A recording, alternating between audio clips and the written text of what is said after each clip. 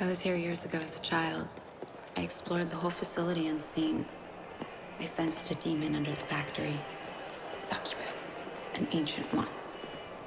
I believe it's the source of the psychotropic ingredient. That's what they use to control us. Welcome, visitors, to the Virility Factory. Virility's secret ingredient is what makes Virility the #1 soft drink in the world.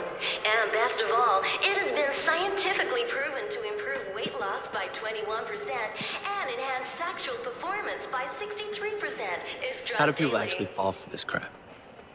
If you're told something's true often enough, you tend to believe it. They told me I was crazy for seeing demons. Yeah. They tried telling me I was a basket case, too. Wanted to put me on drugs. Said it would make me better. They lied. They just wanted to keep me weak. Docile. How did you figure it all out?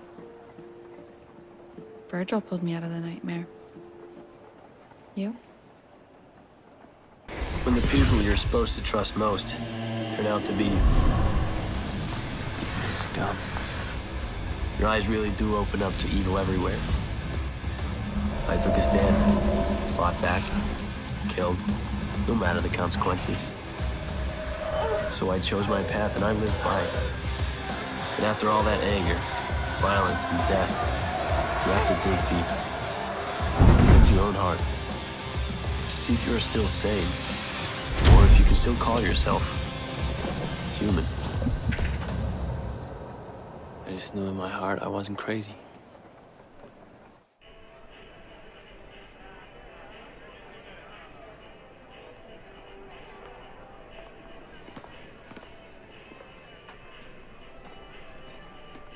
This, ladies and gentlemen, is where the magic ingredients are mixed together to give you the unique taste of virility. The succubus is hidden deep inside the factory, but there is no physical way to reach it from our world.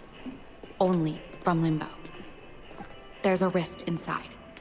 Rest assured that it has been deemed both safe and beneficial by our trustworthy and ethical scientists.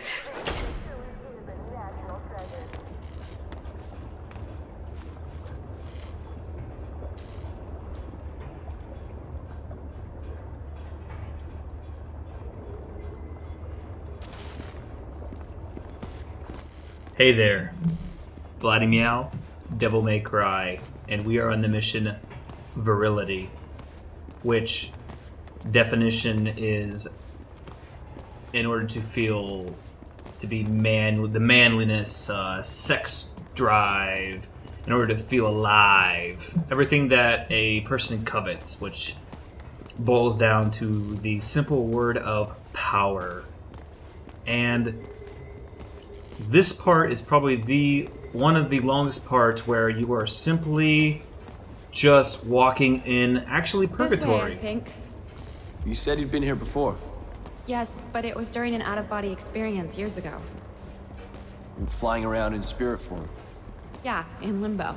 Virgil says it could be an effective intelligence gathering tool, but I can't do it at will. So, how did you do it before? It was triggered by extreme psychosomatic trauma. To nightmares. What are the nightmares? It's in the past now.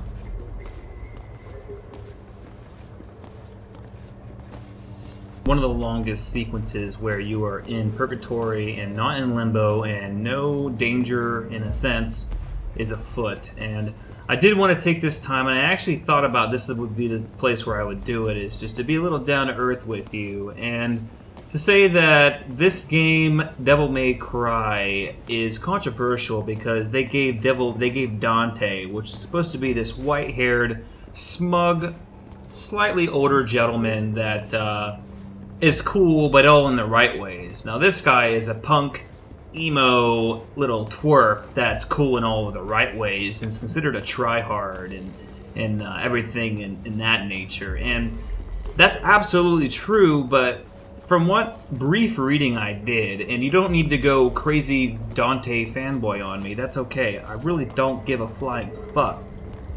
I know Devil May Cry is a great series, and I want to play the rest of them, but I'm playing this one. This is my first one, and this is the one I'm talking about. He's a young Dante. He's supposed to be that way. I'm pretty sure, I don't know if this is like actually canon or not. I think it is. He's young before he was a devil hunter. I don't know the story whatsoever, so don't get me on that either. So he's finding his way, and you will see throughout the game that he will grow. And isn't character development one of the core aspects of any story, whether it be a TV show, a movie, or a book? But switching subjects, going on a tangent here, that reminds me of another game that has come out. Oh, let's go this way, because this is not the way Cat's going. And you know what? Oh, once you get to the gameplay, you know what? You can go and skip on the little timeline progress bar of YouTube and skip to when action happens if you are so fucking have no attention and you must have action now. You know what? Fuck right off and go over there. I don't care, man. Yes, I have been drinking slightly bit, but that's okay. Totally coherent, and it's good. This is perfect. This is, Virility is all about being docile and being controlled, and I'm being controlled by the vodka right now. But in any case, dead end, sure enough. Beautiful lighting, by the way. Absolutely, I love it. Very, very nice looking game. Another game that was under fire, and is still considered to be a complete trash and a utter disgrace, is Thief 4, or Thief, the reboot of the Thief series. And now, I have never played Thief Gold, but I have played Thief 2 and loved it, and I played Thief Deadly Shadows and loved it as well. And I played Thief 4, or Thief, the reboot, and I loved it as well. I actually thought that it was a combination of Thief 2 and Thief 3. I absolutely loved it. I think they went back to their roots, and it's a beautiful reboot. But people say it's a tarnish to the Thief series. I disagree, and I love Thief 2. Like, can you see that maybe nostalgia kind of fucking puts a little bit of rose-tinted glasses on your shit, and you see wrong things, maybe? I don't know. I think that sometimes people, you just gotta believe and like what you like. I like AAA games just like anybody else would, and just like the publisher would want you to. I also like indie games. I also like games from the 1990s. And I can also appreciate games that just came out that are all about graphics and prettiness. I can appreciate them too. Because when it boils down to it, you play a video game, for the most part, especially a single-player game, to feel empowered, to have a escapist, to perform some sort of subconscious escapism. And I guess that's what I do, but I have stated before in previous Let's Plays, I'm not trying to escape from my life. I love my life. I have a beautiful fiance that is going to be my wife in 2016. In late 2016, and I love it. Everything's going well. I have a great job. I'm happy what I'm going on, and you know what? I intend to leave that job eventually and go on to better things and move away and live my life.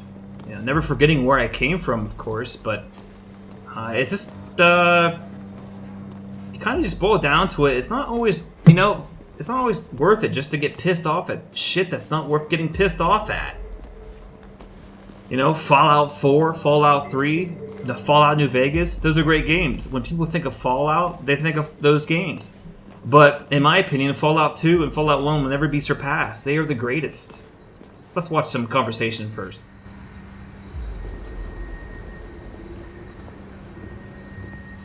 This is where they store the merchandise ready for export. It's funny. What is? I expected it to be bigger. A lot bigger. But then, I was just a child when I was here, and I was in limbo. What are you doing here? Escaping my nightmares. You came to Limbo to escape your nightmares. Yes.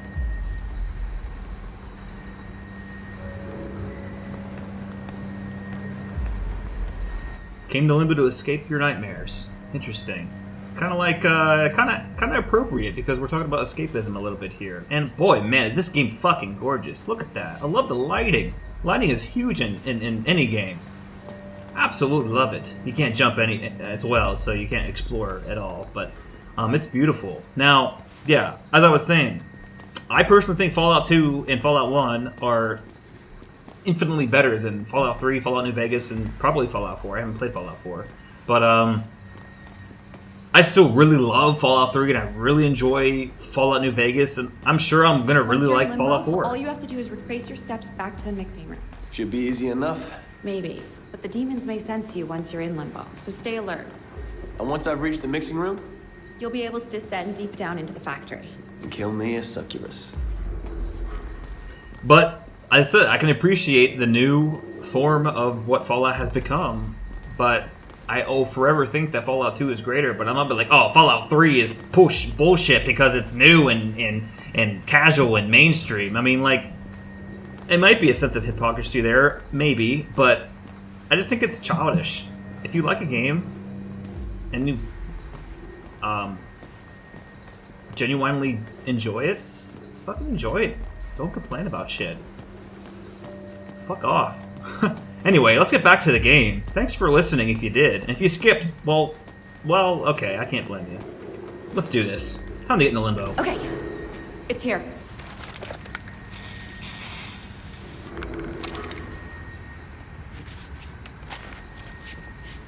All right, see you on the other side.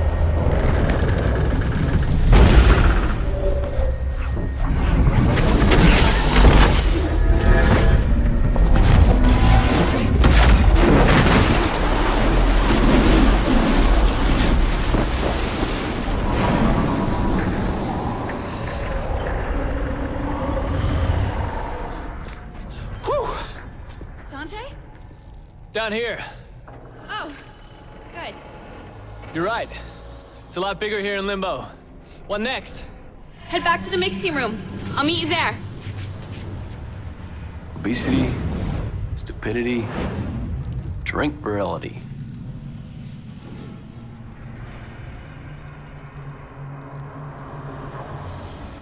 Oh yes, and now we see the true colors of virility. Obesity, stupidity, consume, poison. Everything that is unfortunately quite relatable to our real life. Just replace virility with Pepsi or Coke or anything else for that matter that's really has no beneficial health benefits to you whatsoever. And you will see that it gets a little bit depressing if you think about it that way, and a little bit close and true to close to home, I guess. And now, obviously, a little bit more of an exaggerated, far-fetched, allegorical way, but still, it is still present, and you can't help but just. It's hard to kind of brush that feeling off your shoulders that, yeah, there's things that are meant to control and keep you in debt and keep you in forever chains into, oh god, indentured servitude. Whether it be actual labor or money or obedience, it is present and it is there. And it is also present in the world of Devil May Cry, in the Virility mixing station. And it is a bit of a change since last time we just saw it in the long hallways going towards the mixing room. But this time we have to go to the mixing room in Limbo. And in Limbo... What took you so long?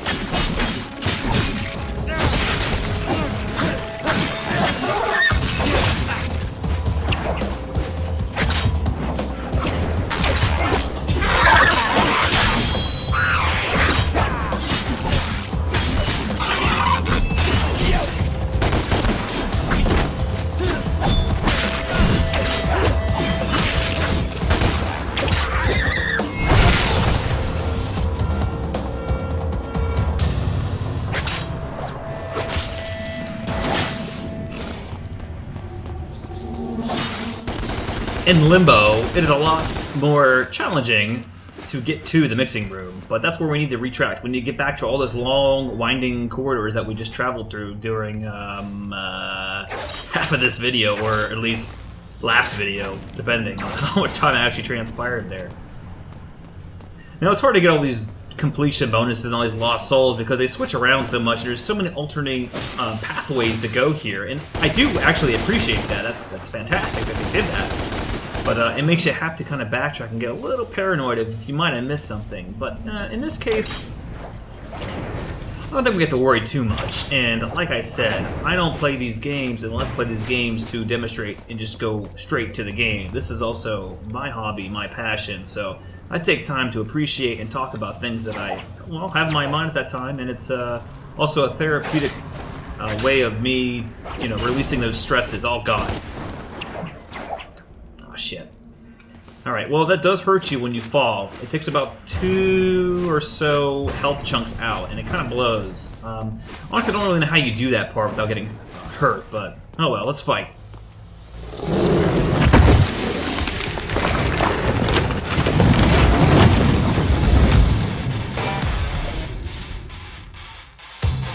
Hey, could you point me to the mixing room?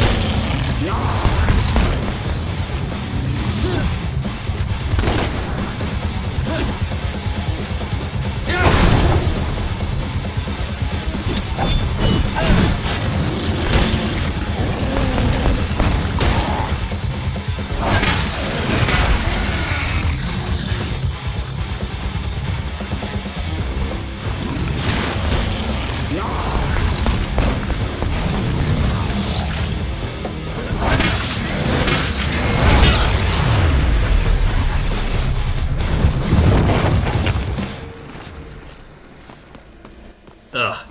Absolutely fucking atrocious final part of that fight there. Oh, fucking disgusting. Ugh. But, it's easy on Nephilim difficulty to really lose track of where your hit points are at, and I just noticed that guy really kind of hurts when he hits you there, so... it's unfortunate that we lost that many hit points, but like I said, this level actually is when it, I think a little bit of a difficulty spike does happen, and it, a little rough around the edges sometimes. And I was trying to get this hit point thing, not knowing that there was another hit point just around the corner, and, kind of stunk. So like I said, let's try not to make a repeat of that monstrosity of a fight, at least near the end. The stupid Pathos... Shielded Pathos are just awful. I hate them so much. But let's grab an Argent Key while we're at it, because that's great. And it kind of was spelling itself out to go grab it, so let's do that. So we got one Argent door, one Copper door, one Copper Key, and one Argent Key. And we guess we got the Copper Key, just with the lighting a little strange there. Okay, let's make up for that bad fight and not do that again, shall we? Yes, we shall. Well, things look a little normal here. We got a Divinity statue. And speaking of health, we do have a health upgrade that I actually could have got from last mission, but I just didn't think about it. So let's grab that health cross right now. Get some more hit points, plus a full upgrade. That's nice. And that's all we have. Okay. Who are you calling stupid, buddy? Yeah, there's definitely some otherworldly activity going on here. And would you look at this? There's the copper door. Pretty much begging to be explored. Just have to raise up here in the boxes and look a little bit upwards. Let's go in.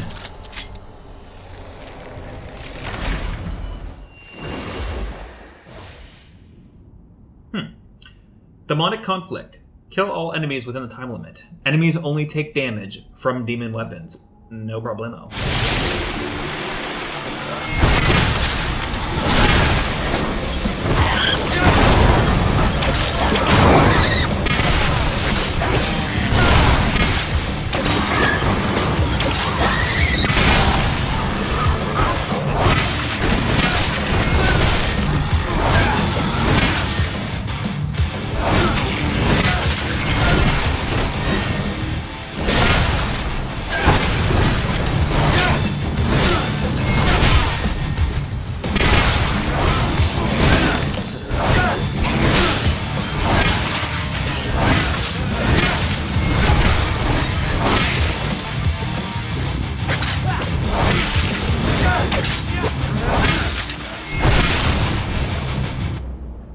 Alright, a little kind of, slow-paced weapon, you can't only do so much, but we got it. And we got a health cross completion. We just got one, so that's a really nice increase. So really we got a 20% increase in a matter of about 3 minutes. Very good.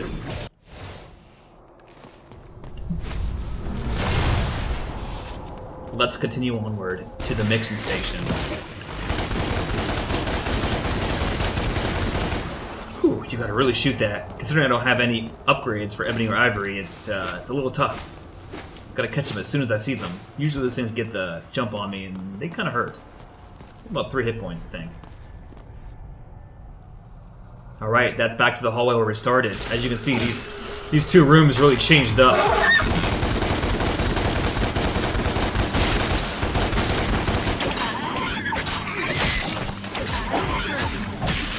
Excuse you guys. Don't break my pacing, buddies. What you guys are all about, I swear. And there are some secrets in this area. There has to be. Look how huge this place is. There's gotta be something here. Of course there is. Yes, there is. There is. If you asked, there is. I would answer, there is. And there's varying pathways to go. Usually the way that I would say to go first, in terms of if you want to get goodies, is go the way that seems a little bit more hassle-driven. And I guess this way would be it. Although, it's really kind of hard to decipher that sometimes. But no worries. We have the control to know when we continue onward. So, and that is going up to the mixing station. So we can make sure we don't go through that hallway. But even then, I don't think we get closed off. They don't do that too often in this game. But, here we go. Looks like we're already getting higher up here. Aha! Ah. We can't go past that way. We cannot go any further. However, there is something to make note of that. The fact that you can actually kind of cheese and get that Argent Key all the way in the distance on yonder by just abusing the ability to angel grip the correct way.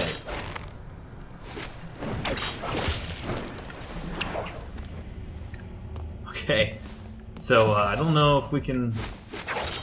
There we go. You know what? I changed my mind. I guess we will get to the Argent Key this way. That prevents us from getting to all the Lost Souls, I suppose. And this, again, we can't break through. It's like a hardened crystal.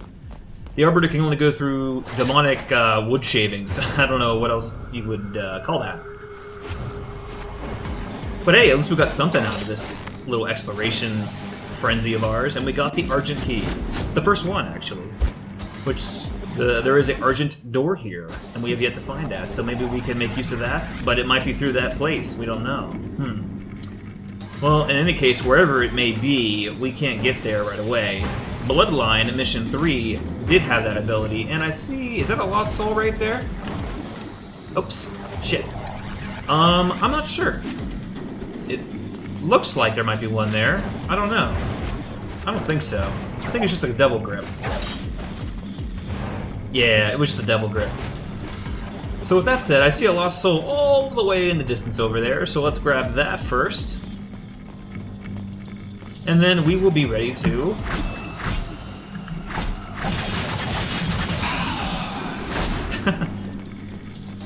to continue onward.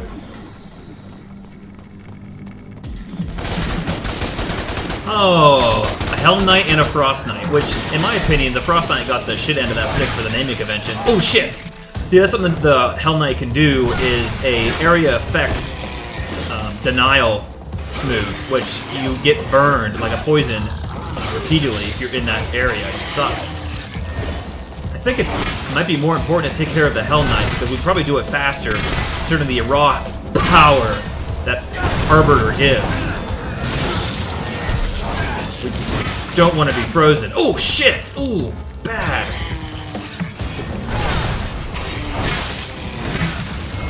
You just need to blow up there, buddy. Okay, good. Whew. And with that, we just have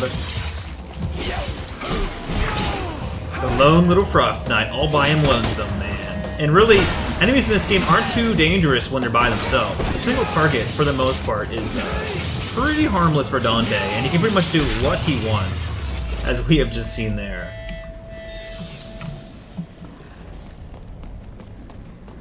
Okay, this is the first corridor that we were in, so following this should lead to the mixing room, but we're in Limbo, remember, so it's probably going to be a little bit more of a task. A little bit more of a daunting task. We'll find out, though.